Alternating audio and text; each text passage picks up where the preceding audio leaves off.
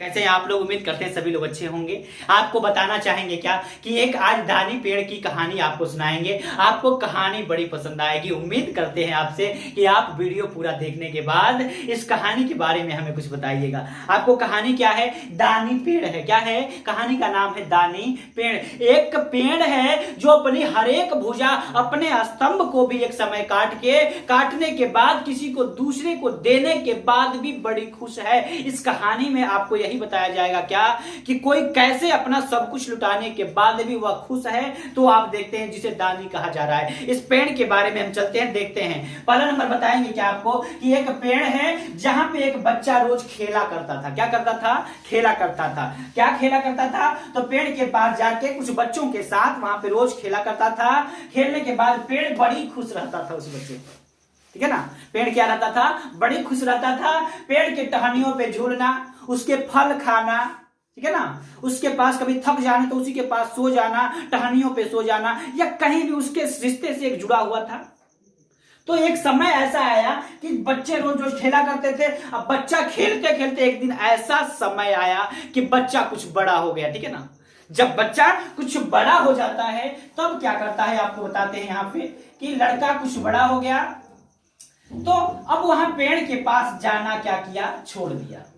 बस समझिएगा, पेड़ के पास जाना कौन छोड़ दिया? ये छोटा बच्चा जब था तो खेला करता था, लेकिन जब यही लड़का बड़ा हो गया कुछ तो वहां पेड़ के पास खेलना छोड़ दिया। क्योंकि बड़े हो जाते हैं तो लोग कुछ काम छोड़ देते हैं। तो अब क्या हुआ यहां पे बताएंगे आपको। जब पेड़ के पास जाना छोड़ दिया तब पेड़ बड़ा दुखी हो गया।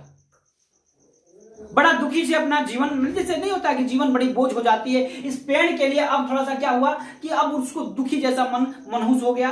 ठीक है ना? तो अब क्या किया कि लड़का कुछ दिन बाद वहां पे गया। ठीक है ना? पेड़ के पास गया। पेड़ भी बहुत प्यार करता था। अब बच्चा भी बचपन में बड़ी लगाव पेड़ से रखता था।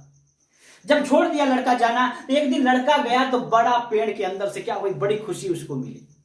और खुशी मिली तो लड़का जाके बोलता है क्या कि मुझे पैसे की जरूरत है, क्या तुम मुझे पैसा दे सकते हो? पेड़ जवाब देता है क्या कि मेरे पास पैसे तो नहीं है पर मेरे पास फल है। ठीक है ना?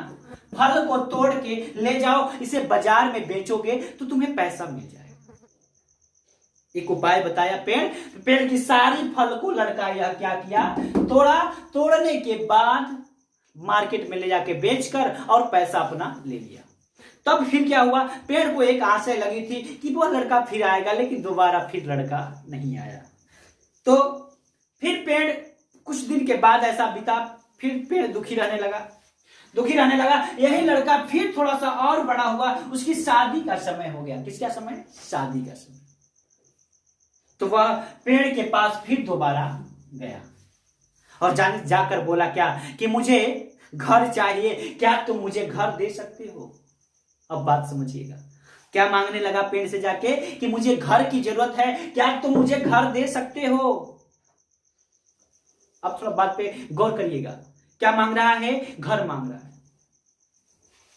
तो अब हम बताएंगे क्या कि जब घर मांग रहा था तब हुआ क्या कि यह पेड़ बोला फिर दोबारा कि देखो मेरे पास घर तो नहीं है लेकिन मेरी टहनियां हैं। ठीक है ना?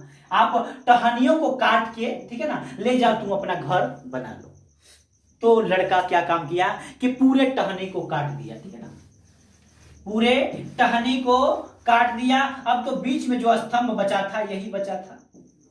ठीक है? अब देखिए पूरे पेड़ के टहनी को काट कर ले गया और ले जाने के बाद वो अपना घर बनाया। घर बनाने के बाद फिर पेड़ तराना छोड़ दिया, लेकिन पेड़ तब भी क्या था?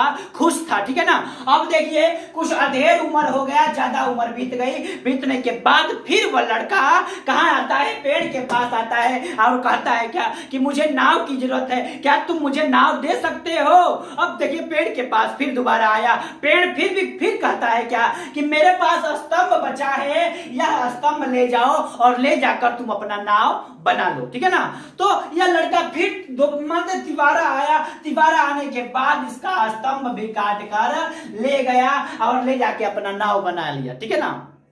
अब देखिए जब नाव बना लिया तो फिर एक समय ऐसा आया कि लड़का फिर इसके पास आ जाता है जब उसकी बुढ़ापा का समय आ जाता है, तब लड़का फिर पहुंचता है कहां पे, तो इस पेड़ के पास पहुंचता है। जब पेड़ के पास आता है तो पेड़ फिर पहचान लेता है क्या, कि तुम वही लड़के हो जो बचपन में मेरे टहनियों पे खेला करते थे, दौड़ा करते थे, मेरे भुजाओं पे सोया करते थे। जब पेड़ यह बात पहचान लिया उस लड़के को, बात नहीं लड़के को, जब पहचान लिया तब देखिए बुढ़ा आदमी क्या बोलता है कि देखो मेरे पास जो तुम सोच रहे हो कि मैं तुम्हारा फल खाया करता था, तो मेरे पास अब दांत नहीं रह चुका है कि मैं तुम्हारा फल खा सकूं, और ना मेरे पास अब उतनी शक्ति है जो तुम्हारे टहनियों पर मैं खेल कूद सकूं, अब ना मेरे पास कोई क्षमताएं रह चुकी है कि मैं दौड़ सकूं। ऐसा जब परिस्थिति बताता है पेड़ से,